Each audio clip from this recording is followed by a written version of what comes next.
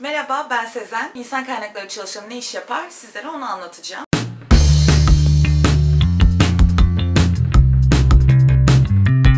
Öncelikle isterseniz insan kaynakları nedir? Bunu anlatarak başlayayım. İnsan kaynakları departmanı şirketin çalışan profilini belirleyen, iş görüşmelerini yapan, işe alım süreçlerini yöneten ve şirketin mevcut çalışanlarının taleplerini dinleyen ve bunları karşılamak için elinden geleni yapan departmandır diyebiliriz kısacası. O zaman birinci adımdan başlayalım. Aslında herkesin çok kolay sandığı ama hiç de kolay olmayan işe alım süreci faslı. Bu süreçte ilan oluşturulacak pozisyonun tam olarak anlatılabilmesi, açık olan pozisyonun gerekliliklerinin yine aynı şekilde net olarak tarif edilebilmesi, Türkiye gibi genç nüfusun ve yeni mezunların çok olduğu bir ülkede bazen tek bir iş için bile yüzlerce başvuran olabiliyor. Aslında bunları elemek ve bunlar arasından uygun adayları görüşmeye çağırabilmek bile büyük bir süreç, büyük bir emek gerektiriyor. İnsan kaynakları departmanı da şirketin açık bulunan pozisyonları için yüzlerce aday arasından, bazen binlerce aday arasından belirledikleri kişileri görüşmelere çağırıyorlar ve başvuran sayısını olabildiğince aza indirgiyorlar. Diğer bir adım ise iş görüşmeleri ya da mülakat süreci. Bu kısımda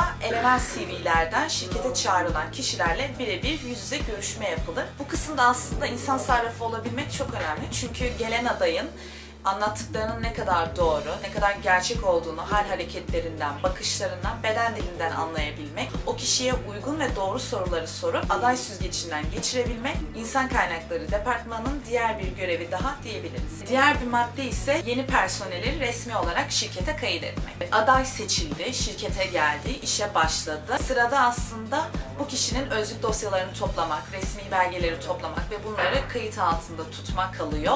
Bu da yine insan kaynakları departmanının bir başka görevi daha diyebiliriz. Bu süreçte oryantasyon ve adaptasyon nasıl oluyor? İsterseniz biraz da ondan bahsedeyim. İşe alım tamam, evrak işleri tamam. Geldik yeni çalışanın işe alıştırılması. Çalışanın kendi çalıştığı departman dışındaki departmanlarla uyumunun sağlanması, tanıştırılması, gerekirse yemek düzenlenmesi, diğer departmanlarla toplantı düzenlenip onların yaptığı işler hakkında bilgi sahibi olunmasını sağlayan departmanda aslında insan kaynakları departmanıdır. Şimdi geldik insan kaynakları departmanının şirketin tüm çalışanlarını ilgilendiren görevlerinden birine, izin.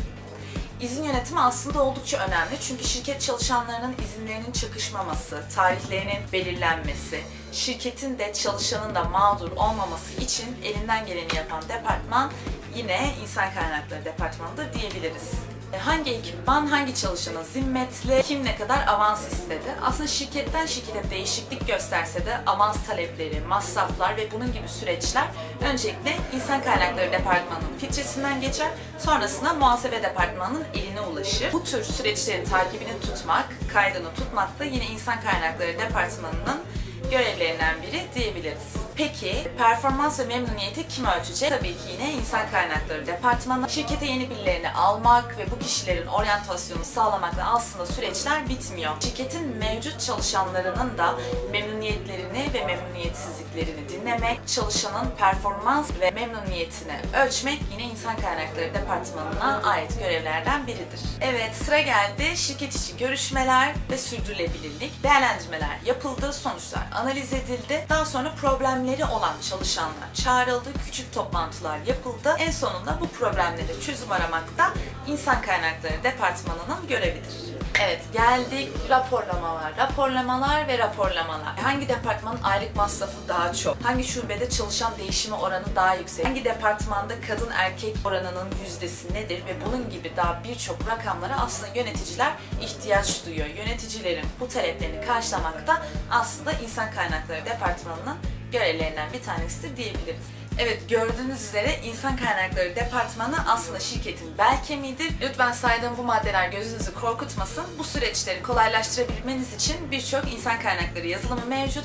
Bunlardan bir tanesi de Kolay İK. Kolay İK'yı ilk 15 gün ücretsiz denemek isterseniz aşağıdaki bağlantımıza tıklayabilirsiniz. Bir dahaki videomuzda görüşmek üzere. Hoşçakalın.